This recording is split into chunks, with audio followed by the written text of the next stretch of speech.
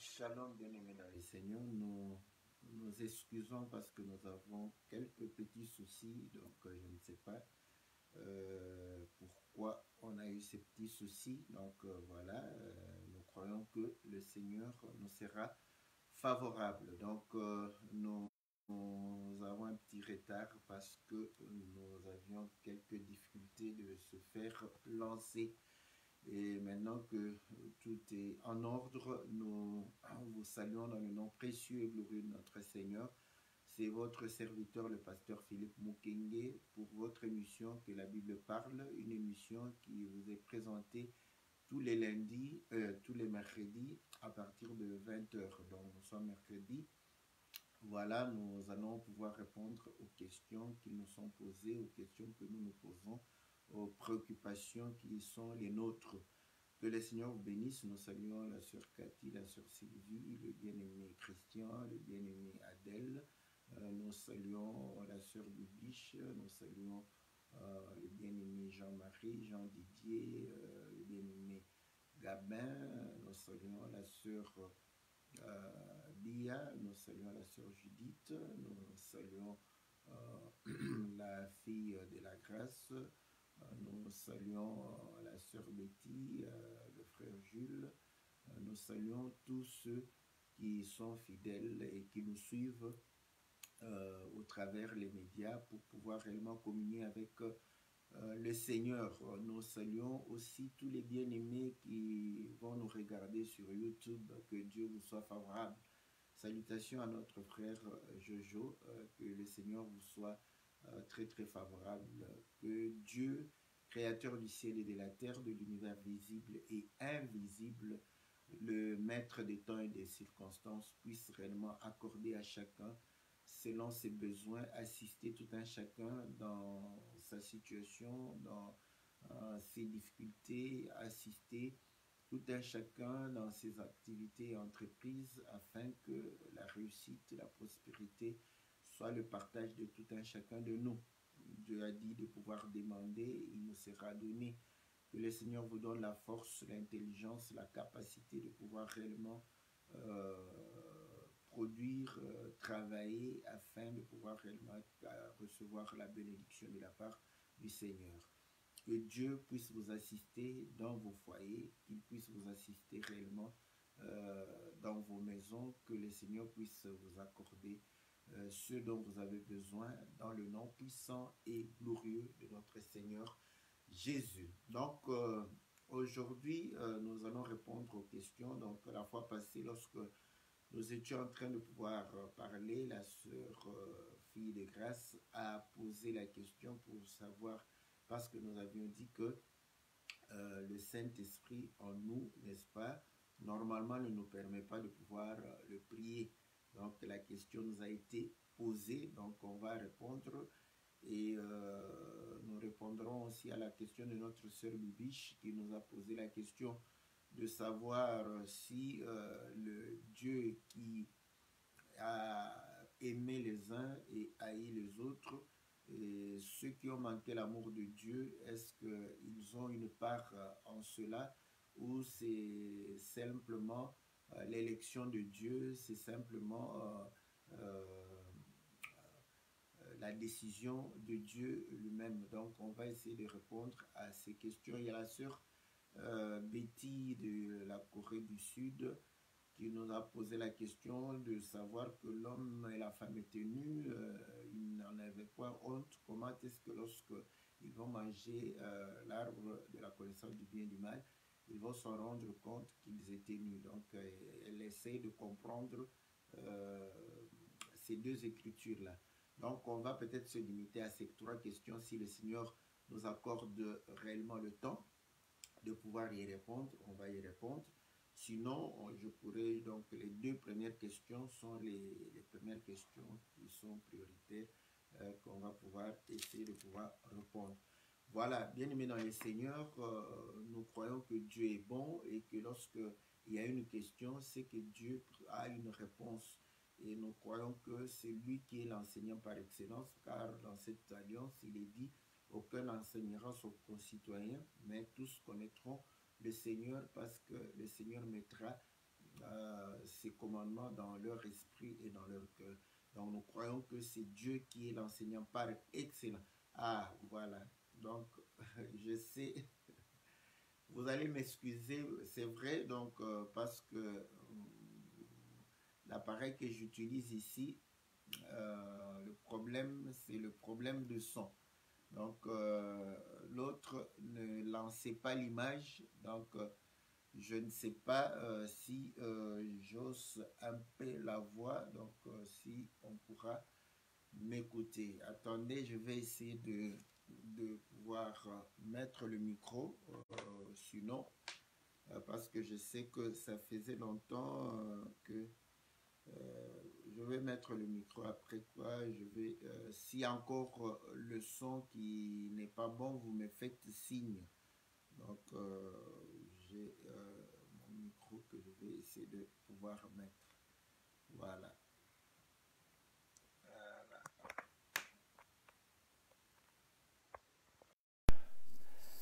Bon, je ne sais pas si c'est toujours le même problème. En tout cas, faites-moi signe de pouvoir savoir. Voilà. Donc, là, je serai obligé d'être tout près de... voilà. Donc, faites-moi signe si le son est quand même assez bon. Donc, voilà, là, je pourrai continuer. Donc, j'étais en train de pouvoir dire que nous avons des questions. Donc, la sœur Betty de la Corée du Nord, du Sud plutôt. Nous avons la question de notre sœur la fille de la grâce, la sœur Bibiche, qui ont posé des questions. Donc voilà, nous avons dit que lorsque nous prions, nous ne devons pas prier le Saint-Esprit. Et nous sommes en train de pouvoir dire ceci, que le Seigneur, n'est-ce pas, nous a donné réellement sa parole. Nous devons réellement accomplir sa parole et vivre selon sa parole et non selon nos pensées.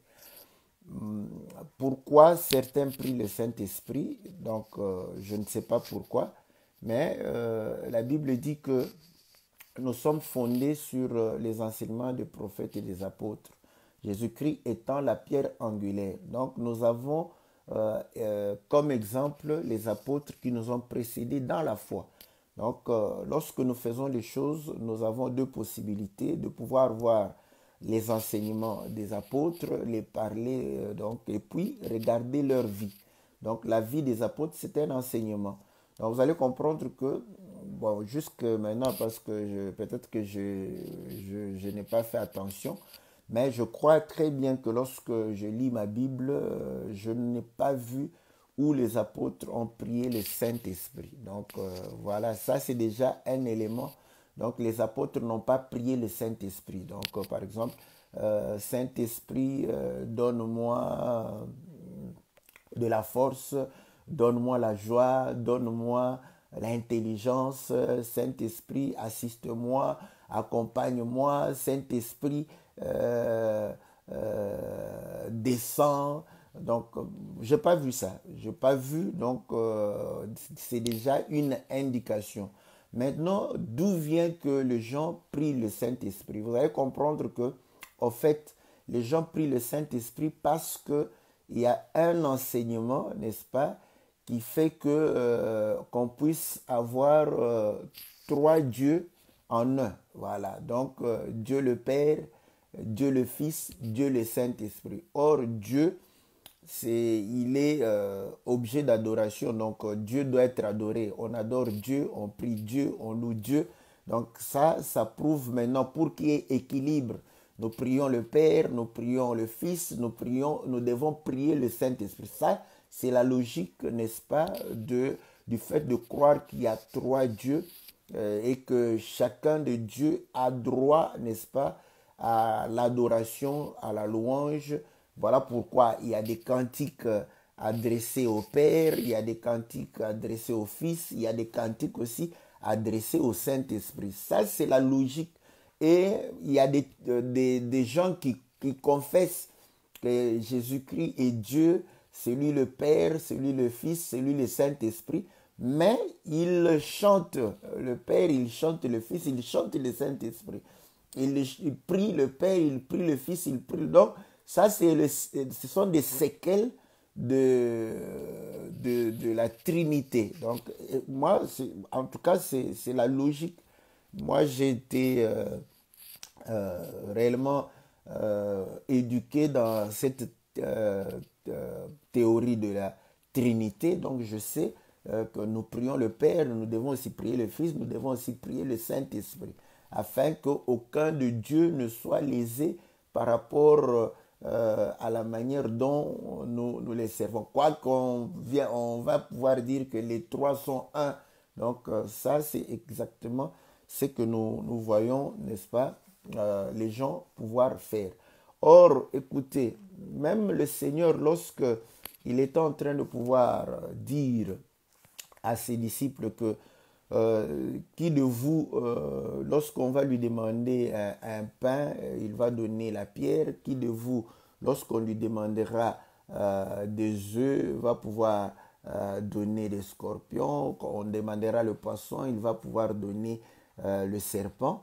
Il dit, si méchants que vous êtes, vous donnez à vos enfants ce dont ils ont besoin, à combien plus forte raison, si vous demandez à Dieu, le Saint-Esprit ne vous donnera-t-il pas les œufs? Donc, vous voyez, il démontre qu'il faut demander à Dieu le Saint-Esprit. Donc, c'est normal, on demande à Dieu. Et le Seigneur, lorsqu'il enseigne par rapport à la prière, il dit, vous prierez notre Père qui est aux cieux. Donc, c'est normal qu'on prie Dieu, qu'on prie le Père, parce que c'est ce qui est recommandé. Demandez, il vous sera donné. Lorsque vous priez, entrez dans la chambre, fermez.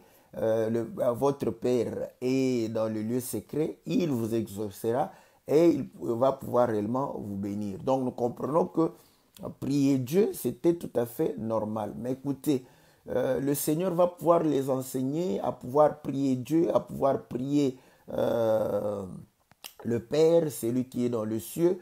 Donc, mais à un certain moment, il va leur dire ceci dans le livre de Jean chapitre 16. Jean chapitre 16, le Seigneur va dire, voilà, je vous ai parlé en parabole en ce qui concerne le Père. Nous sommes au verset,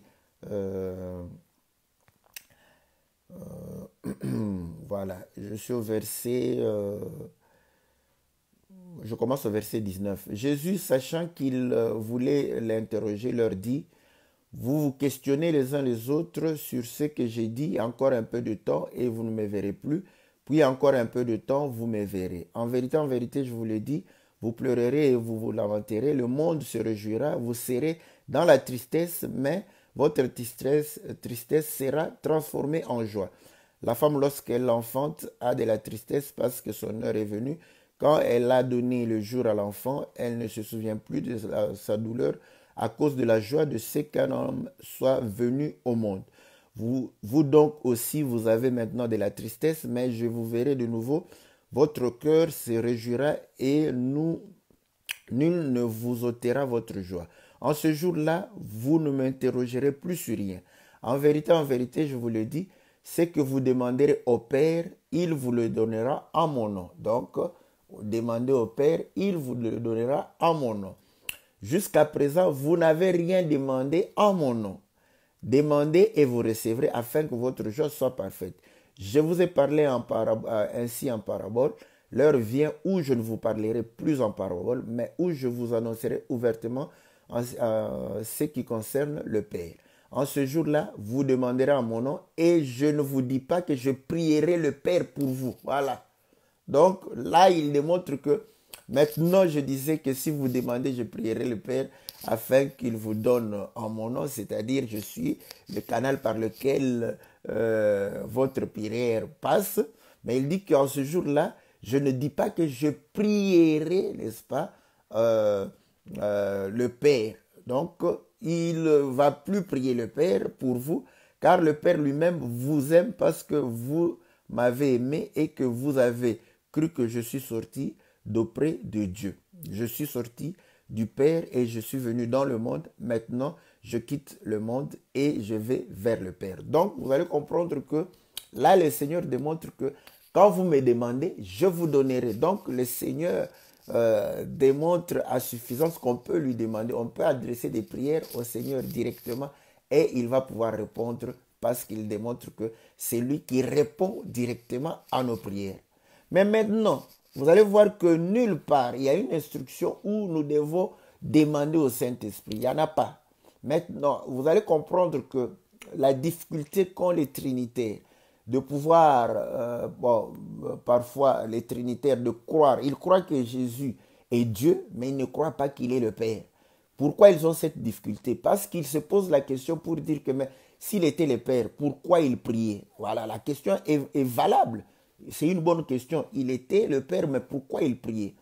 S'il est Dieu créateur, pourquoi il priait? Pourquoi la croix? Il a dit, mon Dieu, pourquoi m'as-tu abandonné? Donc, les trinitaires et les témoins de Jéhovah, les Déoué, ceux qui ne croient pas que Jésus est Dieu, donc, ils se posent cette question. C'est une question fondamentale et valable qui est posée. Maintenant, le problème, c'est quoi? Le problème est que quand Dieu, n'est-ce pas, porte la chair, Philippiens chapitre 2 dit ceci, que ayez les sentiments qui étaient en Jésus-Christ. Pour quelle raison? Parce que lui, n'est-ce pas, qui était supérieur, n'a point regardé comme étant supérieur, n'est-ce pas, aux hommes. Déjà, c'était un bon sentiment. Mais écoutez maintenant ce qu'il va pouvoir dire. Donc, c'est fondamental, c'est une écriture qu'on lit très souvent, mais on n'y pense pas beaucoup. Le verset 4. Que chacun de vous, au lieu de considérer ses propres intérêts, considère aussi ceux des autres. Ayez en vous la pensée qui était en Christ Jésus, lui dont la condition était celle de Dieu. Donc, vous voyez, il était Dieu. Voilà. Donc, maintenant, il était Dieu. La Bible dit ceci. Il n'a point estimé comme une proie à arracher d'être égal avec Dieu. Donc, ce n'était pas l'objet de pouvoir venir sur la terre et de montrer que c'est moi Dieu. Non. Il est venu pour nous montrer, n'est-ce pas, Dieu. Voilà. L'objectif, parce que l'homme, quand l'homme a péché, l'homme était éloigné de la face de Dieu. L'homme ne pouvait plus revenir devant la face de Dieu. Donc, l'objectif du Seigneur, c'était nous montrer comment revenir devant la face de Dieu. Donc, c'est pédagogique. C'est pédagogique, donc il vient pour nous montrer comment revenir à la face de Dieu. Donc, il doit se comporter comme nous. Parce que s'il ne se comporte pas comme nous, nous ne saurons pas comment agir. Ça, je l'ai déjà dit. Je donne ces exemples. Vous allez voir que vous avez des enfants. Ici en Europe, les enfants, vous savez pourquoi les enfants européens appellent leur papa par leur nom?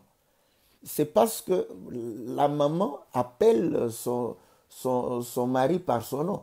Vous voyez? L'enfant écoute. L'enfant va appeler aussi, parce qu'il écoute Jean. L'enfant aussi, Jean. Donc il va appeler Jean. Parce que la maman appelle Jean. L'enfant va appeler aussi Jean. Vous voyez? Maintenant, si la maman veut que l'enfant puisse appeler Jean papa, la maman doit se mettre à la place de l'enfant. Commencer à appeler son mari papa. Mais est-ce que son mari est son papa? Non. Quoique lorsqu'on veut être romantique, on peut appeler son mari papa. Ou quand on veut être romantique, on peut appeler sa femme maman. Mais la femme n'est pas ta mère. Elle n'est pas ta maman. N'est-ce pas? Le mari n'est pas ton papa. Voilà. Donc, à ce moment-là, vous allez comprendre que pour que l'enfant puisse appeler maman, ou nous prenons la condition de l'enfant et nous nous comportons comme l'enfant. Donc, nous appelons celle qui est notre épouse maman, afin que l'enfant puisse s'appeler maman. Simple comme bonjour. Si les hommes le font, afin que les enfants puissent réellement reconnaître la relation, ou appeler, n'est-ce pas, l'épouse ne pas l'appeler par son nom ou l'appeler maman.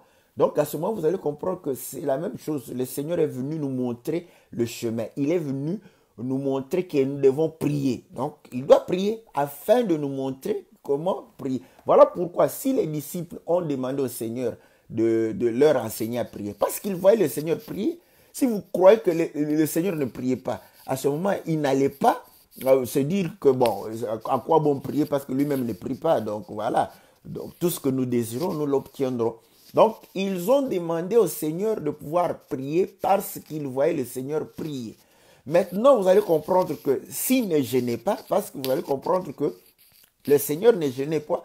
Et vous voyez les disciples de Jean. Donc, vous allez comprendre que les disciples de Jean jeûnaient parce que leur maître jeûnait. Maintenant, ceux de Jésus ne jeûnaient pas parce que lui-même ne jeûnait pas. Il mangeait, n'est-ce pas? Voilà pourquoi il dit, Jean est venu ne mangeant ni ne buvant. Vous dites qu'il a un démon. Donc, vous voyez, même le Fils de l'homme, n'est-ce pas, est venu mangeant et buvant. Donc, voilà. Donc, il va démontrer que les disciples vont faire comme lui. Ils ne vont pas jeûner. Mais il dit qu'il y aura un moment où ils jeûneront. Donc, vous allez comprendre que le but du Seigneur, c'est de pouvoir réellement nous montrer le chemin. Voilà pourquoi il dit que je m'en vais au Père, vous connaissez le chemin. Donc, il a montré le chemin en vivant l'exemple par lui-même. Ce n'est pas en vain que, comme conducteur, comme pasteur évangélique, nous devons être des modèles. Donc, voilà, nous devons donner l'exemple. Le Seigneur a donné l'exemple. Maintenant, le problème, c'est quoi? Le problème, c'est que Dieu, qui était caché, que les hommes ne voyaient pas, ne connaissaient pas, il s'est révélé en portant la chair. Il est venu, voilà, en portant la chair. Maintenant, il nous montre qu'il y a le Dieu qui est au-dessus de nous, que nous devons prier. Maintenant, il comprend que la chair est faible. Donc, ce même Dieu, non seulement il s'est révélé afin que nous puissions le connaître, il veut venir nous aider à pouvoir vivre la parole. Ainsi, le Seigneur démontre que je vais venir en vous. Quand il vient en nous, sa mission, c'est quoi? C'est pour que nous puissions prier Dieu. C'est pour que nous puissions prier le Seigneur, à obéir au Seigneur, vivre la parole du Seigneur. La mission du Saint-Esprit, c'est ça. Voilà pourquoi, dans le livre de Jean, chapitre 16, il va pouvoir dire que je vous enverrai un autre consolateur. Voilà. Ça, j'aime bien. Il dit ceci, au verset... voilà.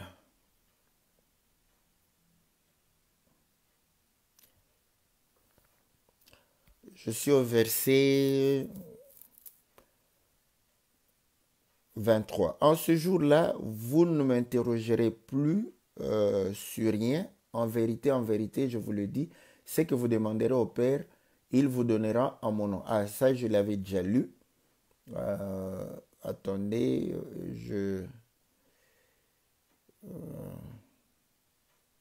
non, ça doit être Jean chapitre 14, là où il parle du Saint-Esprit. Voilà. Je suis au verset...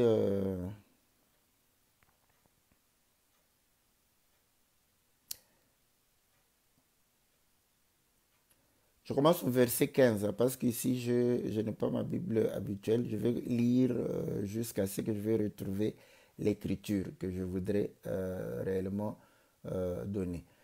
Au verset 15, si vous m'aimez, vous garderez mes commandements. Et moi, je prierai le Père, il vous donnera un autre consolateur qui soit éternellement avec vous. L'esprit de vérité que le monde ne peut recevoir parce qu'il ne le voit pas et ne le connaît pas. Mais vous le connaissez parce qu'il demeure près de vous et il sera en vous. Ne vous laisserai pas orphelin, je viens vers vous. Encore un peu de temps et le monde ne me verra plus, mais vous me verrez parce que moi, je vis et que vous aussi, vous vivrez. En ce jour-là, vous connaîtrez que moi, je suis en mon Père et vous en moi et moi en vous. Celui qui a mes commandements et qui les garde, c'est celui-là qui m'aime. Celui qui m'aime sera aimé de mon Père. Je vais sauter, voilà, au verset 28. Vous avez entendu que je vous ai dit, je m'en vais et je reviendrai vers vous. Si vous m'aimez, vous vous réjouirez de ce que je vais vers le Père, car le Père est plus grand que moi. Je vous ai dit ces choses maintenant avant qu'elles n'arrivent, afin que lorsqu'elles arriveront, vous croyez. Je ne parlerai plus guère avec vous, car le prince de ce monde, non. Comment je n'ai pas l'écriture? Là où il dit que j'ai des choses à vous dire que vous ne pouvez supporter. Maintenant, ça doit être Jean 16. Attendez, je vais pouvoir relire calmement parce que je... Voilà. Jean 16 au verset 12, j'étais là. J'ai encore beaucoup de choses à vous dire, mais vous ne pouvez pas les comprendre maintenant. Quand il sera venu, lui, l'Esprit de vérité, il vous conduira dans toute la vérité, car ses paroles ne viendront pas de lui-même, mais il parlera de tout ce qu'il aura entendu et vous annoncera les choses à venir. Lui me glorifiera parce qu'il prendra de ce qui est à moi et vous l'annoncera. Donc, vous voyez, l'objectif du Saint-Esprit, c'est de pouvoir glorifier le Seigneur. Donc, pas se glorifier. Il ne parlera pas de lui-même. Il va parler de moi. Il va me glorifier. Donc, le Saint-Esprit en nous n'a pas le but de pouvoir se glorifier, n'est-ce pas? Pour commencer à nous pousser à le prier. Non, c'est de pouvoir glorifier, connaître le Seigneur, glorifier le Seigneur, célébrer le Seigneur. Voilà pourquoi la Bible dit que dans nos prières, n'est-ce pas, comme nous ne savons pas prier, le Saint-Esprit vient nous aider à prier. Donc, pas à le prier, mais à prier Dieu, n'est-ce pas?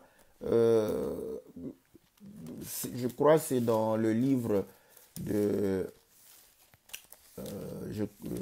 Romains, si je ne me trompe pas, Romains chapitre 8, voilà, là où il est en train de dire que, voilà, comme on ne sait pas exprimer, donc le Saint-Esprit en nous vient nous aider pour pouvoir réellement nous donner réellement des paroles qui puissent réellement glorifier le Seigneur.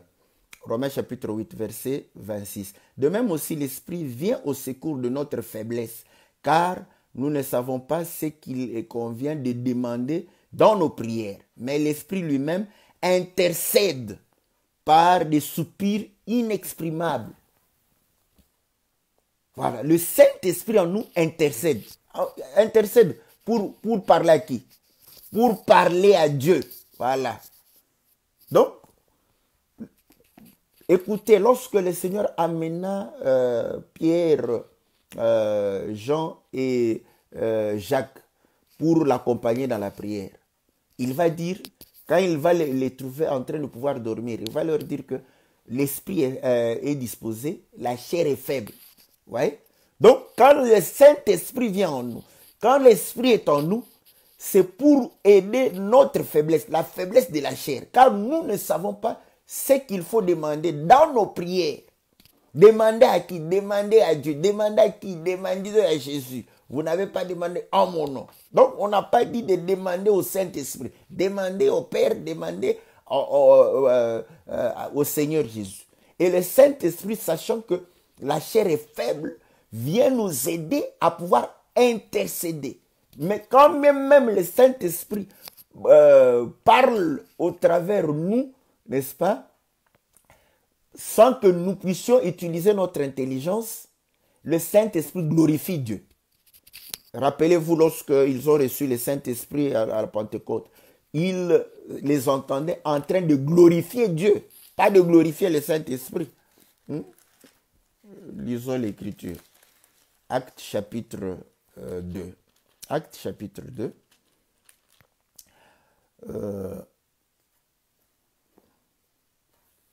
Actes chapitre 2, nous sommes au verset 6. Au bruit qui se produisait, la multitude accourut et fut bouleversée parce que chacun les entendait parler dans sa propre langue. Ils étaient hors d'eux-mêmes et dans l'admiration disaient, voici ces gens qui parlent, ne sont-ils pas tous galiléens? Comment les entendons-nous chacun dans notre propre langue maternelle? N'est-ce pas? Bon, ici, nous les entendons parler dans nos langues des merveilles de Dieu. Voilà. Verset 11. Nous les entendons parler, n'est-ce pas, dans nos langues des merveilles de Dieu.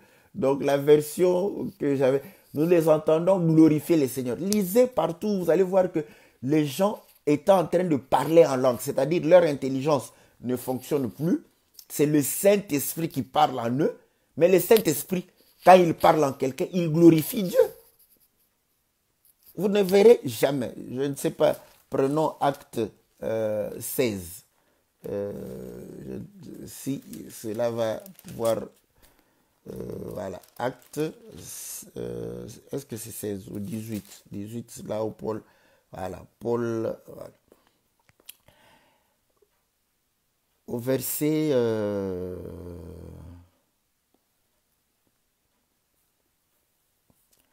voilà, attendez, je cherche l'écriture où, ouais.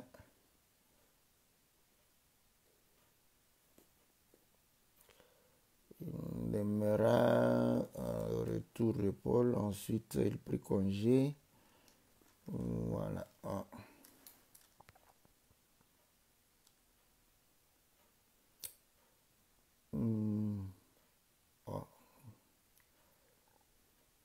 Il s'est rendu. Donc ça doit être, attendez, je regarde 16 ou Paul.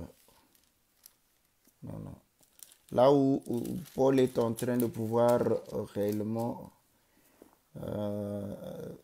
demander de quel baptême avez-vous été baptisé. Donc,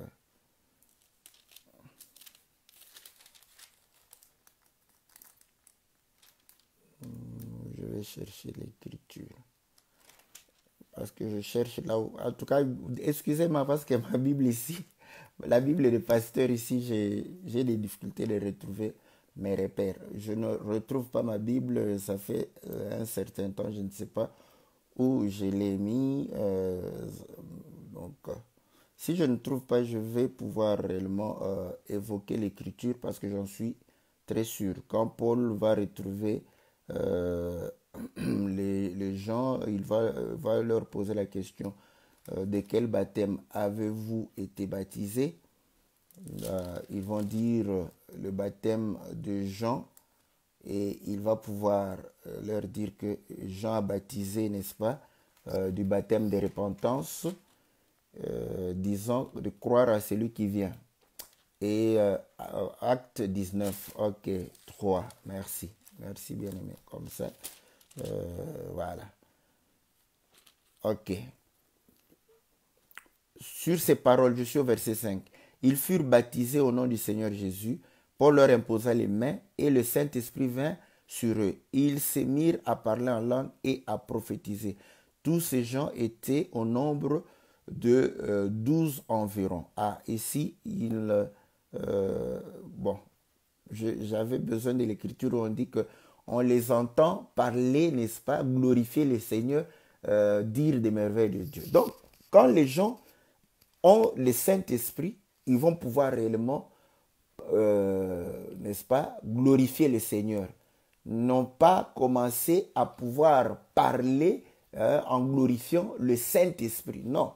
Le rôle du Saint-Esprit en nous, c'est de pouvoir glorifier Dieu. Voilà pourquoi lorsque les gens avaient le Saint-Esprit et commençaient à pouvoir parler, n'est-ce pas, en langue, si on y va, même prophétisant en langue, vous allez comprendre que c'est dire des oracles de Dieu, de la parole venant de la part de Dieu. Donc le Saint-Esprit, c'est exactement le rôle qu'il fait. Donc Christ en nous, n'est-ce pas, c'est afin de pouvoir que nous puissions glorifier Dieu. Voilà. Donc maintenant, si nous pouvons utiliser ce langage, que le Saint-Esprit en nous se glorifie dans le fait qu'il manifeste les œuvres, n'est-ce pas, les œuvres de l'Esprit, ça c'est autre chose. C'est une gloire, c'est-à-dire que les gens reconnaissent que non, l'homme a le Saint-Esprit.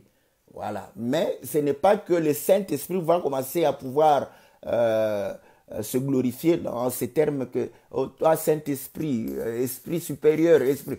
Ça, je n'ai pas vu. Donc, je n'ai pas vu et je crois que ce n'est pas le rôle du Saint-Esprit. Le rôle du Saint-Esprit, c'est que nous puissions puissions glorifier le Seigneur. Le Saint-Esprit intercède.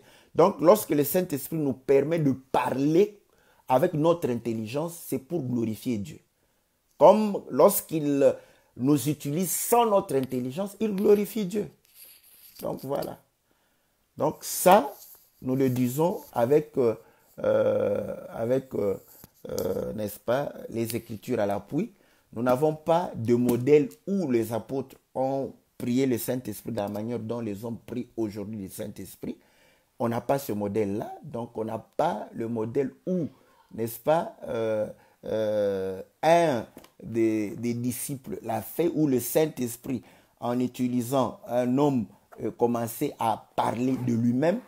Ça serait contradictoire par rapport à ce que le Seigneur a dit. Donc, nous espérons que par rapport à ça, nous avons donné les éléments. Maintenant, la question de notre sœur était, Bibiche, était de pouvoir savoir que effectivement nous avions la fois passée dit que Dieu a haï Ésaü, a aimé Jacob. Et la haine de Dieu, c'est de pouvoir cacher, n'est-ce pas, les choses du royaume à ceux qui ne voulaient pas sauver. Maintenant, la sœur a posé la question, est-ce qu'il n'y a pas une part de l'homme dans tout ça? Nous avons deux visions, parce que nous avons la vision de Dieu et nous avons notre vision, la manière dont nous voyons les choses, la manière dont nous ressentons les choses. Et vous allez comprendre que le Seigneur dit que les témoignages des hommes n'est rien, c'est les témoignages de Dieu qui est quelque chose. Même quand Jean a témoigné du Seigneur, il a dit que effectivement Jean a témoigné de moi, mais le témoignage que j'ai le témoignage de Dieu lui-même. Donc, il voulait démontrer que l'homme peut avoir, n'est-ce pas, une perception qui soit différente de la perception de Dieu.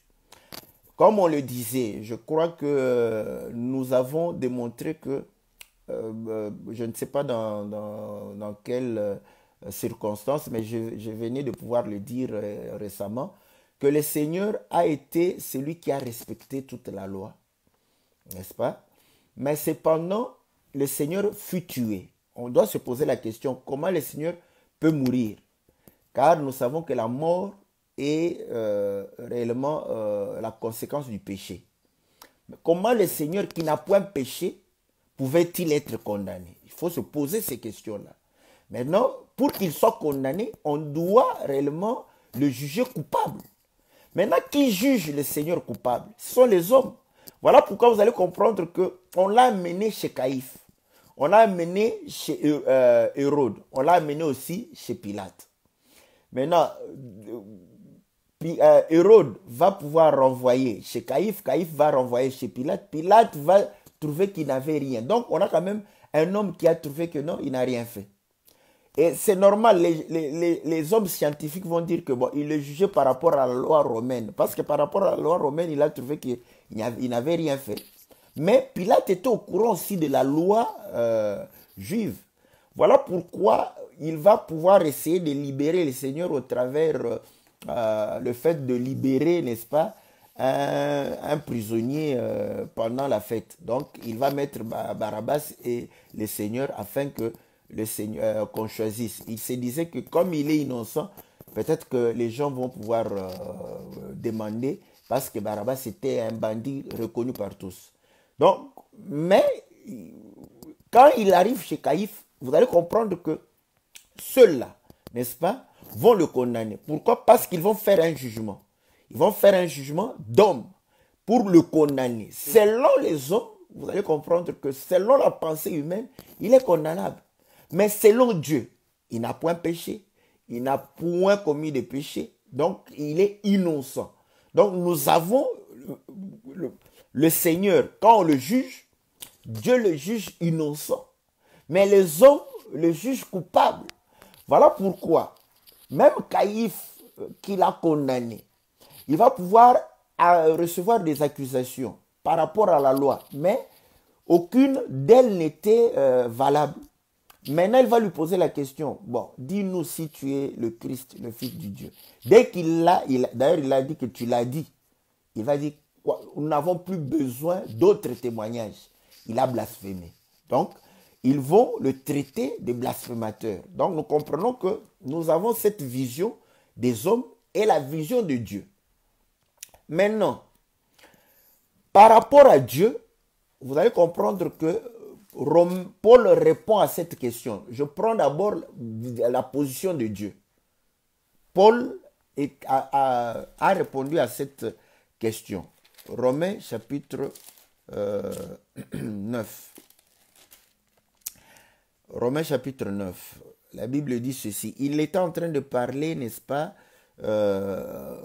des enfants d'Israël. Je lis le verset 6. Ce n'est pas que la parole de Dieu soit devenue caduque, car tous ceux qui descendent d'Israël ne sont pas Israël, parce qu'ils sont la descendance d'Abraham, tous ne sont pas ses enfants. Vous voyez? Donc il démontre que quoiqu'ils descendent d'Abraham, ils ne sont pas ses enfants. Maintenant, la question que nous pouvons nous poser, Dieu est bon, mais Abraham, Dieu lui a dit que je te ferai père d'une multitude. Et aujourd'hui, il est le père de croyants, donc de tous ceux qui ont la promesse. Mais vous allez comprendre que cet homme-là ne nous a pas connus. Voilà, donc il représentait, Abraham représentait Dieu lui-même. Voilà pourquoi vous allez comprendre que lorsque on va lui promettre la postérité d'Abraham, c'est Christ. Mais Christ est le fils de Dieu. Donc s'il est fils d'Abraham, c'est qu'Abraham représente Dieu. Voilà. Maintenant, la question que nous pouvons nous poser, mais comment Dieu peut créer les gens et qu'il ne reconnaît pas ces gens-là? Donc déjà, Abraham, c'est un matériel didactique. Paul démontre qu'ils descendent d'Abraham. Nous venons de Dieu, nous venons tous de Dieu. Mais nous ne sommes pas tous, n'est-ce pas, ses enfants. Voilà.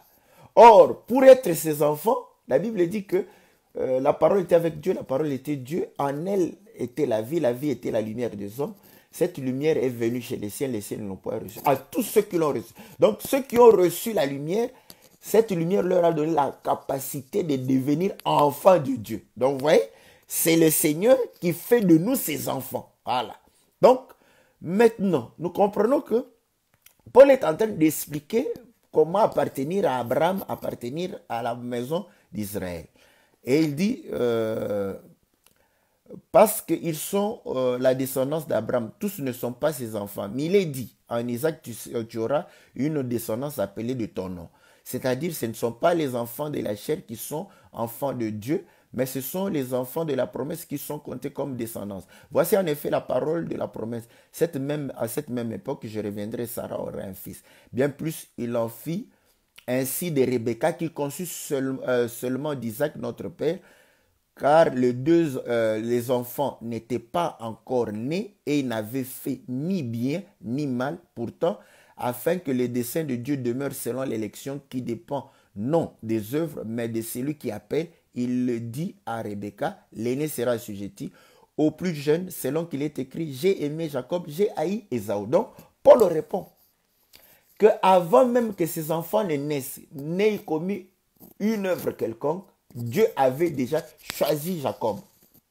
Donc, vous voyez, par rapport à Dieu, Dieu a déjà choisi. Avant même qu'on naisse, Dieu a choisi ceux qu'il va aimer, ceux qu'il va haïr. C'est déjà fait. Ça, c'est la position de Dieu. Vous voyez? Donc là, on n'a rien fait. C'est Dieu qui sait. C'est Dieu qui connaît. Voilà. Donc, Dieu savait directement que Ésaü ne va pas hériter. Mais est-ce qu'Isaac le savait? Non. Parce qu'Isaac aimait beaucoup Ésaü. Et puis, Isaac savait qu'il allait bénir Ésaü. Maintenant, Rebecca le savait quand les enfants étaient conçus? Non. Jusqu'à ce que, quand il va comprendre que dans son ventre, il y a eu une bagarre là-bas, elle va les demander à Dieu. Et Dieu va lui dire que l'aîné sera assujetti. Voilà. Maintenant, vous allez comprendre que c'est lorsque Dieu révèle, c'est alors qu'elle comprendra que non, l'aîné ne va pas hériter, n'est-ce pas? C'est le cadet. Donc, Rebecca savait quand Dieu lui a révélé cela. Donc, nous comprenons que ça ne dépend pas des œuvres. Et voilà pourquoi la Bible dit ceci maintenant. Au verset 14. Que dirions-nous donc? Y a-t-il en Dieu de l'injustice? Voilà des questions qu'on peut se poser. Non, il n'y a pas d'injustice en Dieu. Certes, non. Car il dit à Moïse, je ferai miséricorde à qui je fais miséricorde. J'aurai compassion de qui j'aurai compassion. Ainsi donc, cela ne dépend ni de celui qui veut, ni de celui qui court, mais de Dieu qui fait miséricorde. Donc ça, c'est par rapport à Dieu. N'est-ce pas? Car l'Écriture dit à Pharaon, je t'ai suscité tout exprès pour montrer en toi ma puissance, pour que mon nom soit publié par toute la terre. Donc nous comprenons maintenant que Dieu, n'est-ce pas, a déjà fait son élection. Ceux qui seront aimés et ceux qui seront haïs. Maintenant on se pose la question, y a-t-il de l'injustice? Non, il n'y a pas d'injustice. Mais pourquoi il l'a fait? Il répond. Pourquoi il le fait? Il le fait pour faire éclater, n'est-ce pas, sa puissance. Pour faire éclater sa gloire. Pour faire éclater réellement sa majesté, sa crainte. Voilà. Donc maintenant, vous allez comprendre que si personne ne va aller, ne sera puni, s'il n'y a pas de punition, il n'y a rien, vous allez comprendre que cette crainte, comment vous l'aurez? Vous allez comprendre que la crainte de Dieu vient lorsque Dieu sanctionne les méchants, sanctionne les rebelles. C'est alors que d'autres craignent. Paul dit ceci, que ceux qui dirigent mal, reprends-les devant tous, afin que les autres sachent craindre. Donc vous allez comprendre que parfois lorsqu'on donne des punitions, c'est pour apprendre aux autres à craindre. Voilà. Donc le mal vient, non, en fait l'objectif du mal, c'est pour réellement permettre à ceux du bien de pouvoir discerner l'avantage du bien et le goût du bien par rapport au mal. C'est ça, effectivement, ce que le Seigneur fait. Donc, ça ne dépend pas des œuvres des gens, ça ne dépend pas. Ça, c'est ça Dieu, parce que Dieu connaît. Mais maintenant, moi, par exemple, je prends moi. Lorsque je regarde les hommes comme ça, comment je saurais que celui-ci est élu de Dieu et l'autre n'est pas élu de Dieu? Moi, je le saurais au travers les œuvres, au travers la nature. Voilà pourquoi les hommes, n'est-ce pas, voient réellement que ceux qui sont destinés pour la vie, au travers la nature qu'ils manifestent, s'ils manifestent la lumière, ils manifestent la vie du Seigneur, moi je saurais maintenant que celui-ci est en train de manifester qu'il est destiné pour la vie.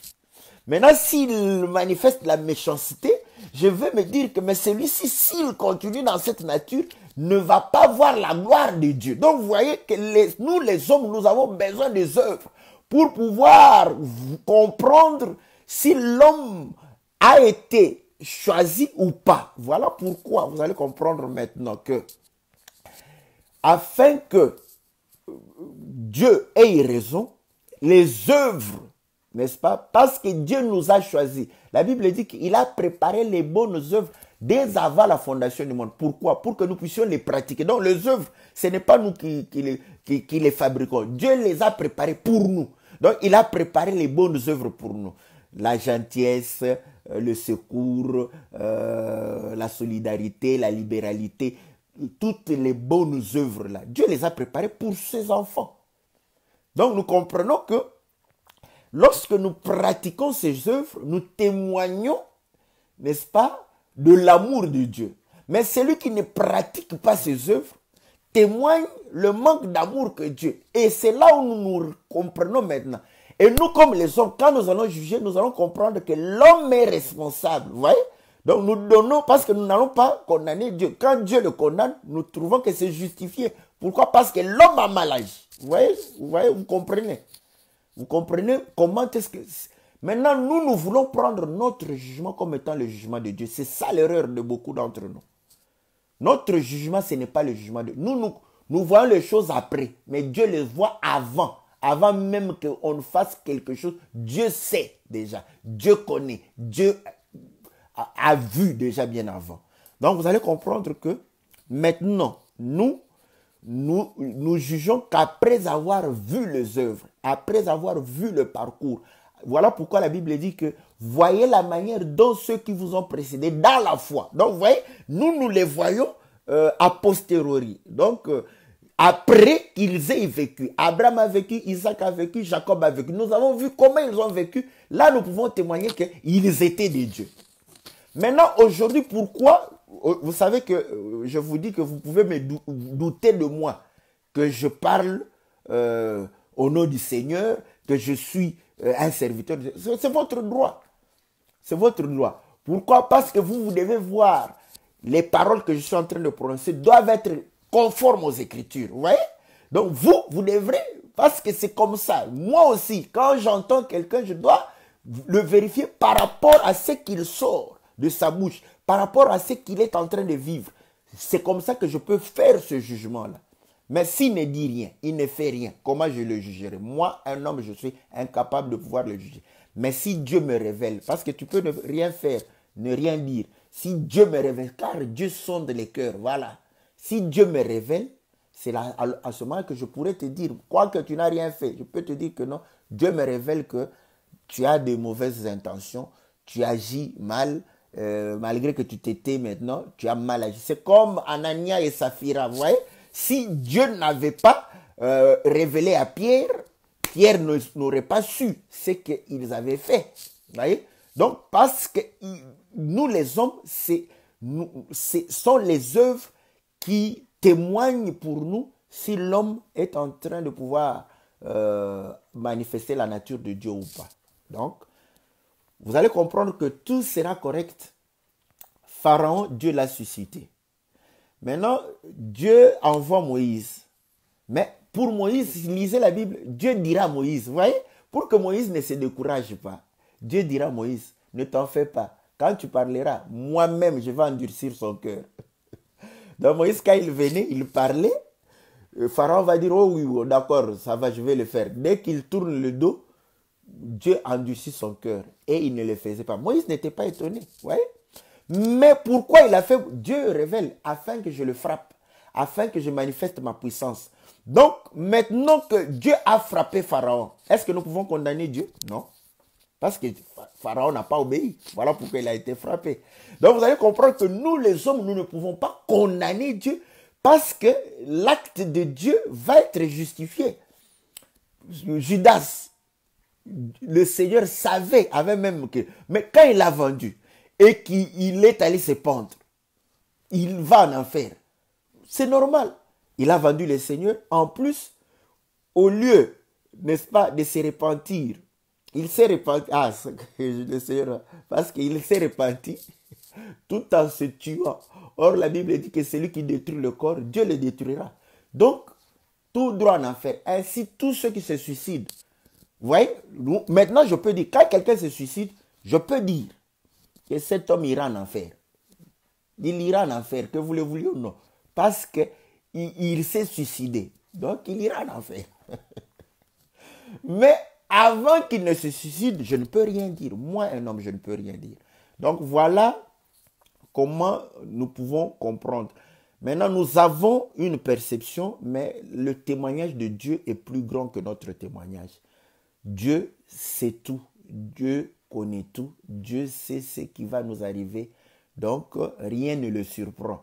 Donc, si nous pouvons être surpris, pas Dieu. Sinon, il ne sera plus Dieu. Donc, à ce moment, nous comprenons que quand nous prenons la position de Dieu, nous pouvons dire comme Paul, que cela ne dépend ni de celui qui veut, ni de celui qui court, ni de ce que tu fais. Ça ne dépend pas de cela. Mais lorsque nous regardons, nous comprenons que si nous aimons Dieu, la Bible dit que notre capacité ne vient pas de nous-mêmes, ni la volonté ne vient pas de nous. Donc l'amour qui est en nous, qui nous pousse à chercher Dieu, à vouloir aimer Dieu, à s'attacher à Dieu, nous croyons que ça ne vient pas de nous. Donc voilà pourquoi nous remercions le Seigneur de cet amour, afin de pouvoir réellement nous attacher à sa parole. Donc voilà ce que nous pouvons dire. Et là, j'en profite aussi pour parler dans quelques minutes, n'est-ce pas, par rapport à la question de notre sœur Betty de la Corée du Sud, que l'Écriture dit que l'homme et la femme étaient nus, n'est-ce pas, mais ils n'en avaient point honte. Donc, maintenant, quand ils vont manger l'arbre de la connaissance du bien et du mal, leurs yeux vont s'ouvrir, ils vont se rendre qu'ils sont nus. Or, nous savons que quand ils se sont rendus qu'ils étaient nus et que Dieu n'est-ce pas, va pouvoir les appeler, ils vont pouvoir se cacher. Et Dieu va dire, pourquoi tu te caches? Où es-tu? L'autre se dit, je me cache parce que je suis nu. Et Dieu démontre que tu as mangé l'arbre que je t'ai défendu. Donc, nous comprenons que découvrir leur nudité était la conséquence du péché. Quand ils étaient dans le péché, ils ont découvert leur nudité. Mais ils étaient nus bien avant. Je veux parler pour que vous puissiez comprendre que la nudité parle de notre état du péché, de la honte. Voilà pourquoi Christ est mort nu pour porter notre honte, porter nos péchés. Donc, toutes mes excuses à mes frères catholiques que j'aime bien, qui ont habillé le Seigneur en caleçon. Ce n'est pas correct, sinon ils n'allaient pas porter nos péchés. Donc, la nudité parle du péché. Maintenant, vous allez comprendre que nous sommes nés dans le péché, mais on ne se rend pas compte du péché dans lequel nous vivons. C'est lorsque, n'est-ce pas, Dieu nous ouvre les yeux, c'est alors que nous nous rendons compte que nous sommes nus. Vous voyez? Mais vous allez comprendre que je suis impudique, je suis fier de ça. Parce que vous savez que les hommes impudiques, ils sont fiers. Ah non, vous savez, moi, j'ai 3 copines. Il est impudique, mais il est fier de ça. Au lieu d'avoir honte, c'est comme la nudité. Il est nu, le Seigneur le voit nu, mais il n'en a pas honte. Je parle pour nous, je parle directement pour nous. Je ne veux pas parler en révélation. Donc, je prends ça pour exhorter, afin que on puisse comprendre, n'est-ce pas, ces deux états-là, n'est-ce pas, par rapport à nous. Je suis en train d'exhorter comme pasteur. Donc, je ne parle pas, parce que là, je pouvais dire qu'ils étaient habillés de la gloire de Dieu. Voilà, on sait, parce que ils n'étaient pas dans le péché. Ça, je parle comme pasteur maintenant. Bon, très souvent, je parle comme pasteur. Voilà, donc, vous allez comprendre que maintenant, nous sommes nus, mais entourés de la gloire de la chair. Voilà, pour faire le parallélisme. Entourés de la gloire de la chair. Impudique que je suis fier. Voilà. Donc, quand je trompe ma femme, je suis fier. Et je raconte ça à mes amis. Ah, moi, je dribble ma femme. Fier que je... Et la femme qui est impudique, elle est fière. Pourquoi? Parce qu'elle trouve, quand elle expose ses bassins, ses cuisses, elle se dit, ouais, au lieu d'avoir honte, elle est fière de ça. Et quand elle s'habille, elle cherche toujours à exposer ses bassins, ses cuisses, ses seins à exposer. Elle n'en a pas honte. Pourquoi? Elle est entourée de la gloire de la chair. Vous voyez? Maintenant, quand la parole de Dieu vient et lui ouvre les yeux, c'est là où elle va se rendre compte que non, voilà, mais j'étais nu. Comment moi je pouvais exposer mon bassin, je pouvais trimballer mon bassin comme ça, balancer devant tout le monde mes cuisses, les montrer, mon ventre, les montrer, mes seins, les montrer. Et l'homme va se dire, mais comment moi je pouvais exposer mon corps à toutes les femmes? Vous voyez? Donc, à ce moment-là, ils vont se rendre compte que, effectivement, nous étions nus. Voilà. Mais, tant que la nudité est entourée d'une gloire, on n'en a pas honte, on ne voit pas ça. Donc, cet état-là dans lequel nous passons, vous allez voir que c'est comme si, oh, mais est-ce que c'était moi vraiment? Est-ce que c'est moi qui faisais ces choses-là? Ouais. Donc, tu te rends compte que ce n'était pas toi. Voilà. Donc, ça, je le dis pour que nous puissions comprendre exactement. Effectivement, vous allez voir, ils étaient nus, mais ils étaient entourés de la gloire de Dieu. Ouais. Voilà. Ils ne voyaient pas leur nudité. C'est ça. Ils étaient nus. C'est Dieu qui voyait qu'ils n'étaient pas bien, mais ils étaient nus, entourés de la gloire. Ils ne voyaient pas leur nudité. Et ainsi, vous allez comprendre que quand ils vont pouvoir pécher, c'est alors qu'ils vont se rendre compte qu'ils sont réellement